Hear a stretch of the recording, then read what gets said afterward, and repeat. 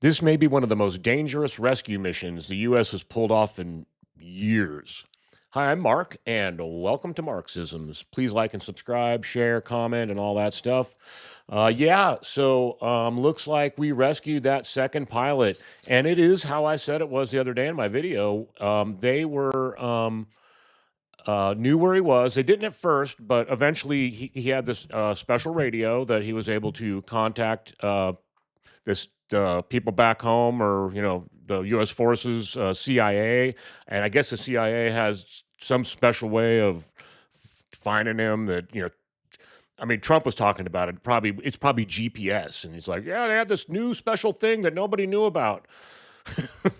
It's only been around for many decades, but you know how Trump is. He's like, "Yeah, have you ever heard of a grocery store? Yeah, there's things called a grocery store. That's the buzzword out there, groceries."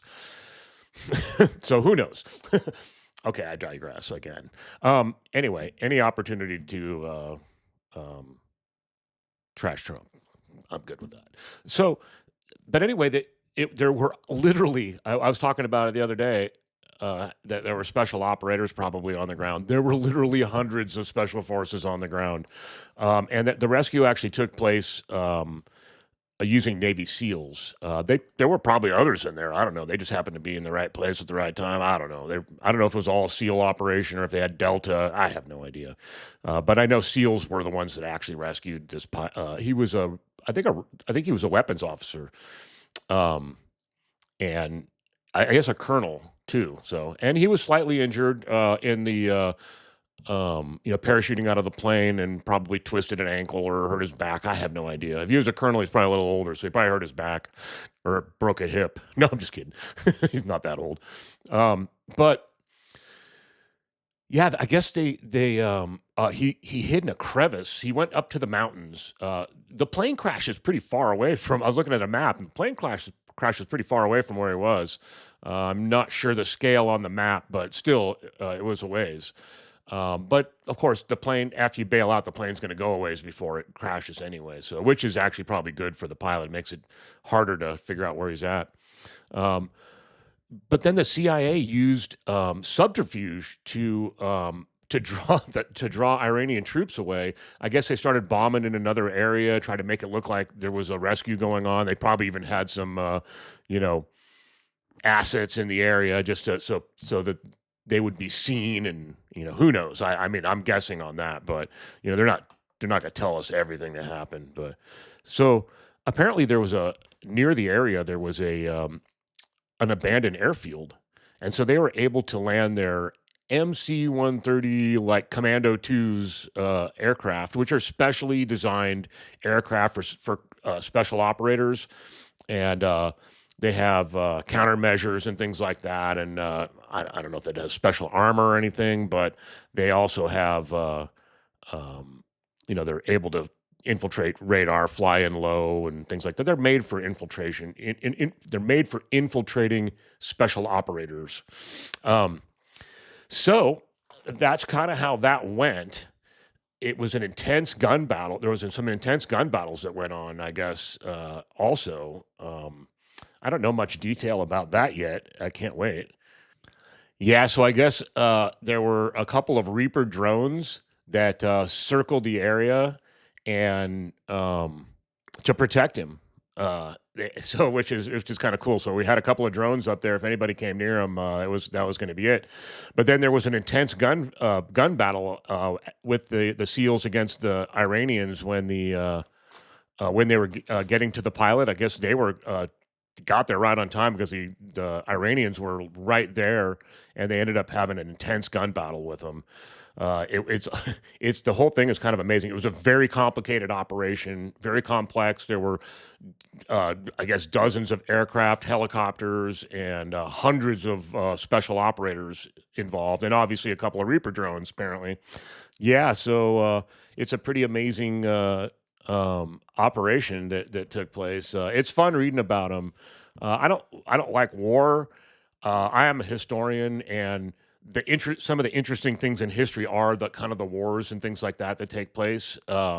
Unfortunately, that happens to be how mankind is. We fight a lot of wars. Yeah.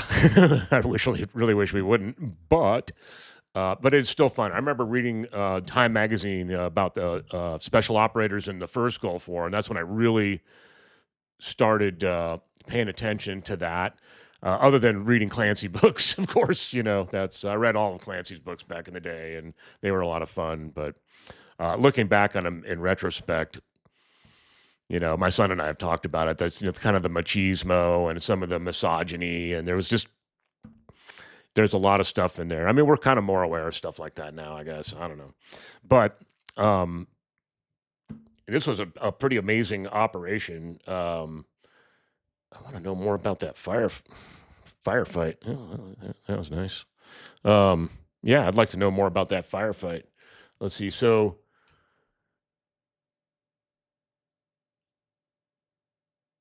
yeah, yeah, it just caught my eye on this article. I had it open so that I could. There was one particular thing in there that I wanted to make sure I remembered. But then I noticed below it they were talking about had the flight of the F-15, uh, which I'm probably not going to go into. It's not really that important at this point. It didn't. It seemed pretty standard until they got shot down, obviously, and we kind of know that story.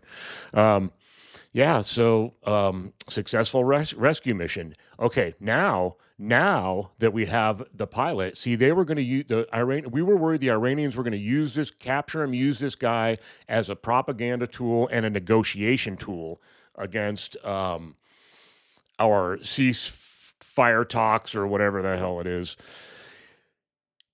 And now that we have him, that opens the door for those ground invasions that we've been hearing about and talking about over the last couple of days, or maybe a week now, I guess, a week, 2 weeks.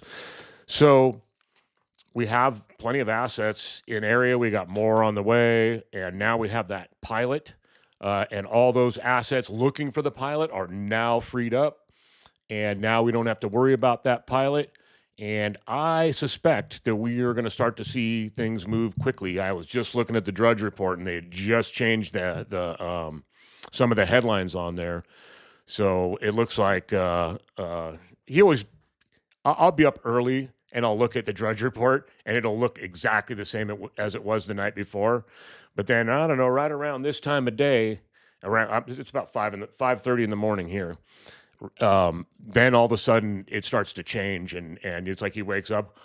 Oh, let's see what's going on. Oh, I better post this, and then he starts posting stuff. But yes, it's a good day. In a way, we're still at war, so that sucks, and we're still wasting money. We're still I paid California dollars for oil yesterday, or for gas yesterday. Luckily, I have a motorcycle, so the tank's not that big. It was. I didn't even. You know what? I didn't even look to see how much it was. I should go in my bank and just to see how much it costs, and probably $25 maybe for a motorcycle. Sucks. I use premium though too, so it was $5 a gallon, which is what probably unleaded is in, or regular unleaded is in California. Probably a little more than that, but anyway, that's it for today. And stay tuned for the next video. It may be mine. It may not. Or I'll link a video here. Put it that way. Anyway, peace.